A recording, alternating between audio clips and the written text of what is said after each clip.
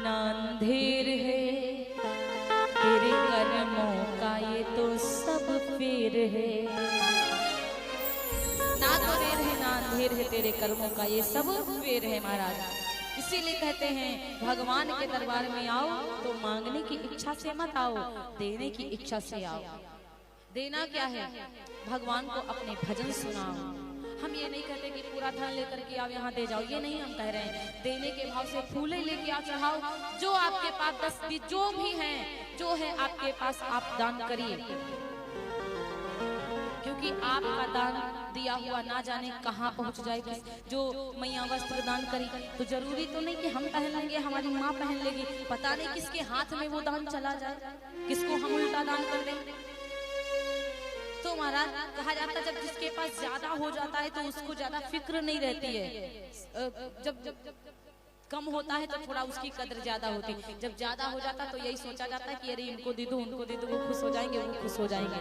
तो महाराज इसीलिए कहा जाता है कि आज श्री सुखदेव जी महाराज परीक्षित जी को सुनाते हैं। परीक्षित जी से कहते हैं, हे परीक्षित जी देखिए इतना सुंदर स्वभाव, सुशील स्वभाव सुशीला का, जैसी सुशीला का नाम वैसी सुशीला।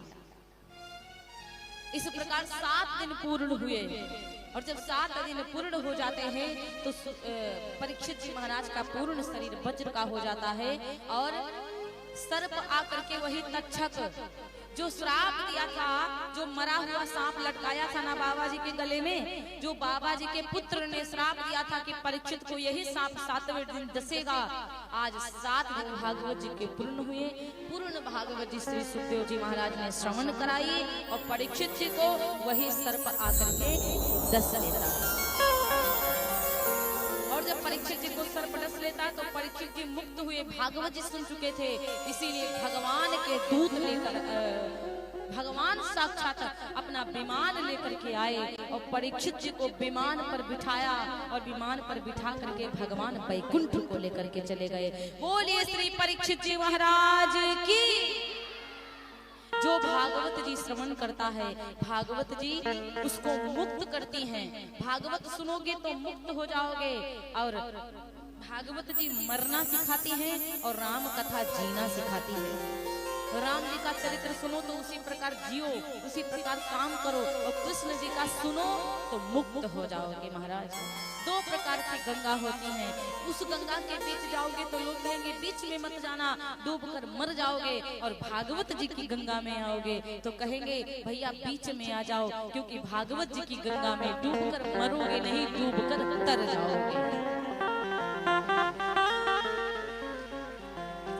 इस प्रकार से भागवत जी हमको मुक्त करती। भागवत जी जो सुनेगा वो मुक्त हो जाएगा, और राम कथा जो सुनेगा उसके जो जी रहा है, जो जीवन जिंदा है, तब सुख आएगा। भागवत जी सुनोगे मुक्त हो जाओगे, राम कथा सुनोगे तो आपका परिवार सुखी रहेगा, आप सुखी रहेंगे, आपकी जीवन शैली जो है सब सही हो जाएगी। परिवार को मिलना जोड़ना, परिवार में एक दूसरे से प्रेम करना राम कथा सिखाती है। तो इस प्रकार से 7 दिन की भागवत जी परीक्षित जी को श्रवण कराए श्री सुखदेव जी महाराज। भगवान के स्वरूप श्री सुखदेव जी महाराज, मैं जो आपके यहाँ कथा करने आए व्यास जी, जो महाराज जी आए, दीदी जी आए, अभी आपके यहाँ जो पिछली बार भी एक दीदी जी आई हैं कथा सुनाने, तो भगवान के तुल्य होते हैं। उनकी कभी बुराई, उनके बारे में कभी गलत नहीं कहना चाहिए। और भक्त जो होते हैं, आप कहीं और जाओ तो आपको इतनी डिग्रियां नहीं मिलेगी जितनी डिग्रियां कथा में मिलती। माता का पद मिलता है, भक्त का पद मिलता है, सज्जन, प्रिय सज्जन। तो इस प्रकार से भागवत जी में जो सम्मान मिलता है भक्तों को, वो सम्मान और कहीं आपको मिलने वाला नहीं है।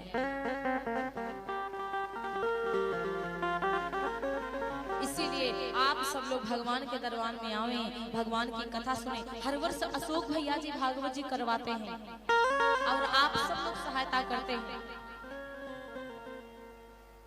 और महेंद्र बाबा जी जो यजमान जी हैं बड़ी सहायता कर रहे हैं। और बाकी जो इनके संग में अशोक भैया जी के संग में उनके कार्यकर्ता हैं जो कार्य करवा रहे हैं, साथ दे रहे हैं। बाकी इनकी 5 बेटियां हैं, बड़ी सुंदर विचार वाली, बड़ी अच्छी, जो प्रतिदिन भोजन पवाने जाती हैं, समय से जाती हैं, समय से आती हैं। बड़ा अच्छा लगा हमको यहाँ पर। अशोक भैया जी का भी स्वभाव, आप सब लोगों का तो सबसे ज्यादा गजब का लगा। बोले व्यास भगवान, क्योंकि ये तो एक मतलब माध्यम है, मेन करवाने वाले तो ऊपर वाले हैं और साथ देने वाले आप लोग हो। इसी प्रकार आप लोग हर वर्ष साथ देते रहिए और इसी तरह भागवत श्रवण करते रहिए। बाकी जीवन में क्या है, क्या है जीवन में? कमाओगे, रखा रहेगा, मर जाओगे, चले जाओगे, कोई लेके जाएगा क्या? ना हम लेके जाएंगे ना आप लेके जाओगे। इसीलिए भगवान के दरबार में आओ, दान करो, भगवान की सहायता करो, मतलब सबकी सहायता करो। और जो आप लोग यहाँ दान कर रहे हैं वो दान हम लोग पाते हैं, लेके जाते हैं। तो फिर कभी कभी ऐसा होता है कि प्रसादी वगैरह गया तो हम लोग भी बांटते हैं। वहाँ भी सब लोग राह देखते रहते, दीदी आएंगी प्रसाद लेके आएंगी। बच्चे वहाँ राह देखते होंगे, बच्चे जानते हैं दीदी कथा करने गई आएंगी, हमारे लिए कुछ ना कुछ उनको भी तो हमें देना रहता है महाराज। साड़ियाँ हैं, बूढ़ी बूढ़ी माताएं रहती हैं, उनको देना रहता है कि भाई दादी जी पहनेंगी तो आशीर्वाद देंगी और आशीर्वाद देंगी, हम आपको आशीर्वाद देंगे कि खुश रहें। भाई हम जानते तो है नहीं कौन क्या दान कर रहा है, लेकिन भगवान तो जान ही रहा है ना कि कितना आप दान कर रहे हैं, कितना ईमानदारी से काम कर रहे हैं। और जितना ईमानदारी से और मन से, तन से, धन से काम करोगे भगवान उतना ही प्रसन्न होंगे। अब महेंद्र बाबा जी के लिए और अशोक भैया जी के लिए जोरदार तालियां आप लोग बजा दीजिए। और जो सहयोग कर रहे हैं, साथ दे रहे हैं, उनके लिए जोरदार तालियां आप लोग बजाइए।